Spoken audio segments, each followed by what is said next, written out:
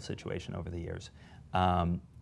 It's surprising to me that Barney Frank would have taken that stance back in the 80s when a lot of the people with the ties to the terrorist groups were people who were terrorists against Israel specifically.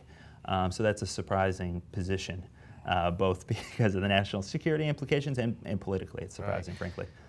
Yeah, Congressman Frank's been somewhat of a political lightning rod on issues regarding his personality and both. I mean, issues and his personality. He supported policies that were unpopular with middle class and downright nasty comments to constituents who dare question him at recent, town hall forums.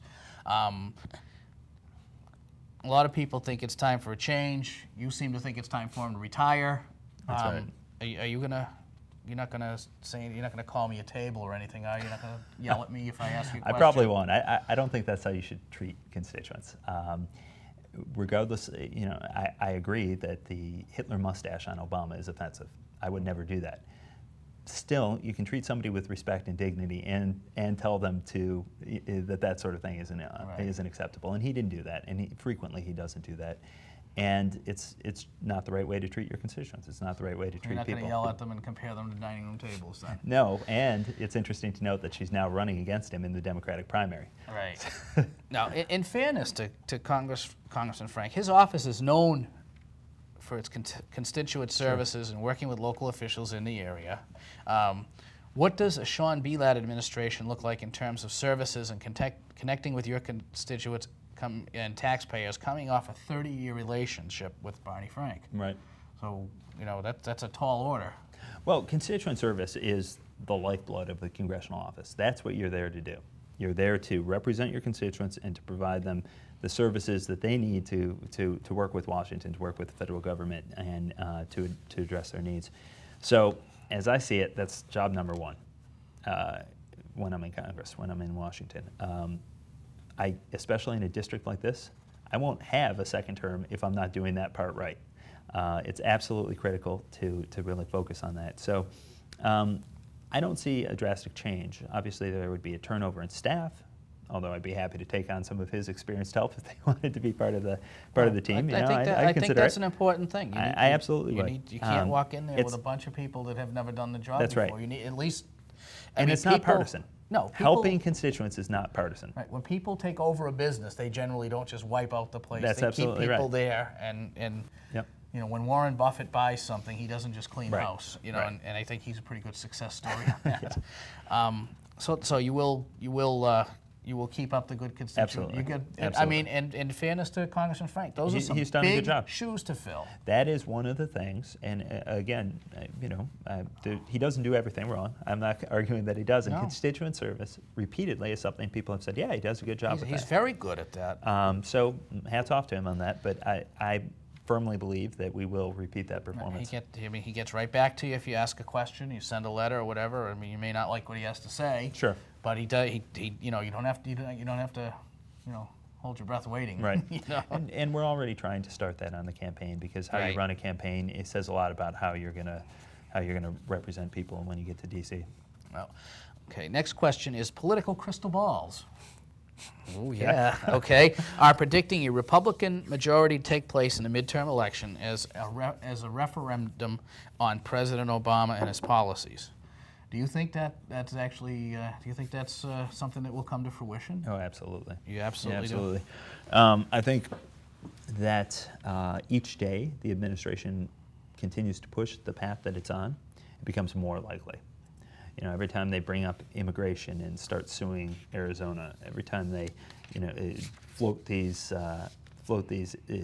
balloons about using a backdoor mechanism to grant amnesty to aliens. Yeah. All these things that aren't representative of the people's will, that often aren't constitutional, often expand the government, take it in the wrong directions. All these things help challengers. Now let me ask you a question. A lot of these things, because the average person wakes up and scratches their head and say, "What is it today?"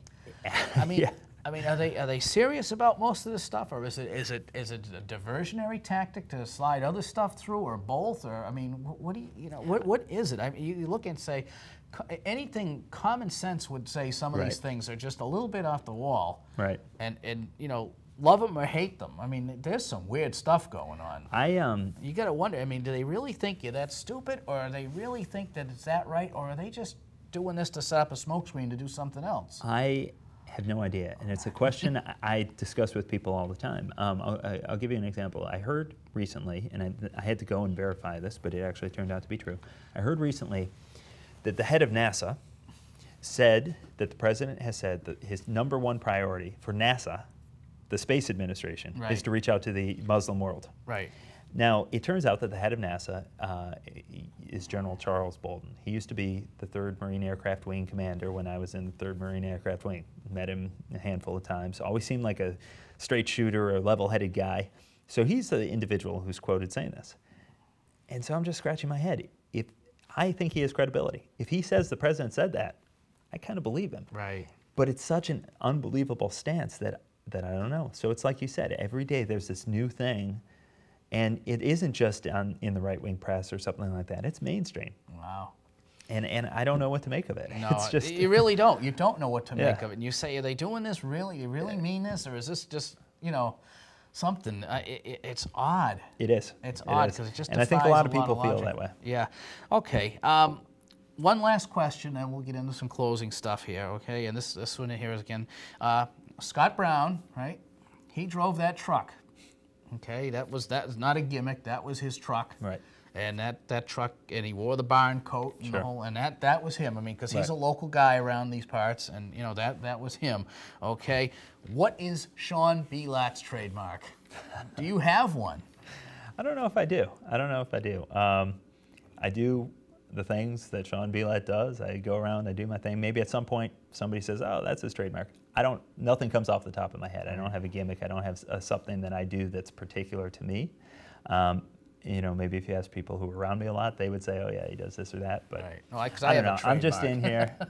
I'm just in here trying to meet people, trying to talk to people, trying to push for a choice in November for a new approach to things, and that's what I do. And maybe some people will find a trademark in that. Don't know. Yeah. No, a few years ago, I ran for local office as a write-in candidate, and that was my tagline. Was that, you know, because I have 2 dogs and I walk all over town, and I said, you know, some of you people know me, some of you don't, but everybody knows the 2 dogs. So I have a bulldog and a bull terrier, and funny. I walk them all over town. So, is there anything you'd like to say to the people out there in TV land in closing before time is getting near? Yeah, absolutely. So I'm running this year because after 30 years, I think we do need something new. I do think that we need a new voice. I think that we need to be strong on defense, tough on the deficit. And there's really 3 reasons that I'm running. As a businessman, I believe that we can get the economy going, but the way we do that is to empower people, to empower choices, to remove regulation, to increase people's ability to spend and to invest. And I believe that over the long term, that also means being tough on the deficit and really making the tough choices that are going to help us to reduce the deficit and ultimately the debt. As a Marine, I believe in peace through strength. I believe the last thing we need to do right now is to back off our security posture, to weaken ourselves, to enable threats to rise. I believe that we need to be strong on the border and really secure this nation's borders. And as an American, I believe that we need to return to our constitutional heritage, to a belief in this document that's guided us for 230 years and really helped us to become the nation that we are today. If we move away from that, we do so at our own peril as a nation. So those are the reasons I'm running. That's what I'm bringing to the table, and I hope that everyone out there will support me in November. Very good. Now it's time for the campaign promise. Okay. And this is the one we're going to hold you to. So, Okay. Will Congressman Sean Bielat come back and visit us here in the Absolutely. kitchen? Yeah, Okay. anytime. All right. You So name the you're date. on record. Okay. Okay. So so when you become congressman, you will be here as a bona fide congressman. Anytime. Oh, you heard it here, folks. He said it, so we're going to hold him to it. Good. We had a few other people in here that have all promised. So when all these people win, you know, this is going to be the place to see. That's right. So anyways, I'd like to thank you for taking time out of a very busy schedule. You've got the way the district's set up, you've got a lot of miles to go on a daily basis Yep. to, you know, get out there and get your message out. I wish you all the best. I think you're on the right track. Again, I think it's not a personality thing. I think it's just time for some new faces in you know, to represent us. I think I think the era of the career politician is coming to a close. I hope it is, because it's not working. That's right. It's just not working, and it's about not citizen legislators, getting people who work in their communities, work in business, go to Washington, and come back.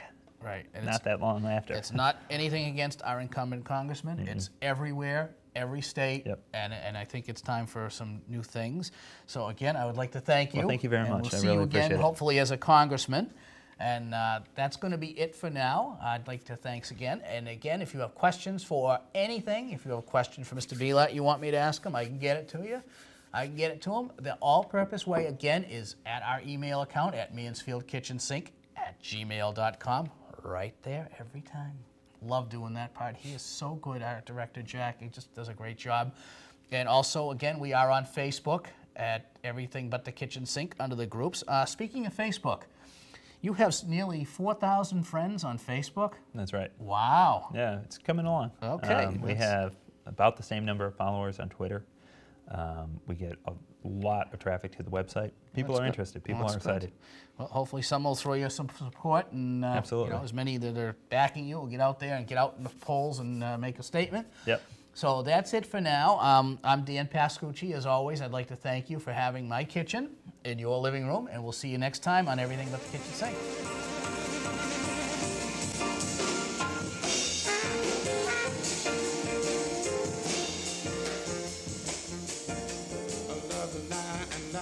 Love are hanging on, we push and shove. Possession is the motivation that is hanging up the goddamn nation. Looks like we always end up in a rut.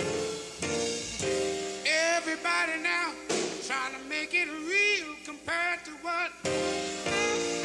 Come on, baby.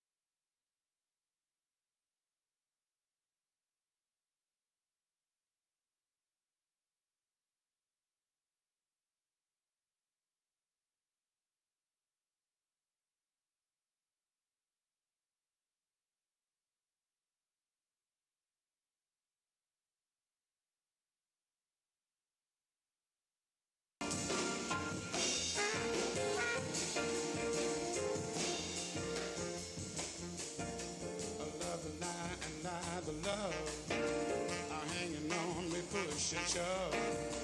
Possession is the motivation that is hanging up the goddamn nation. Looks like we always end up in a rut.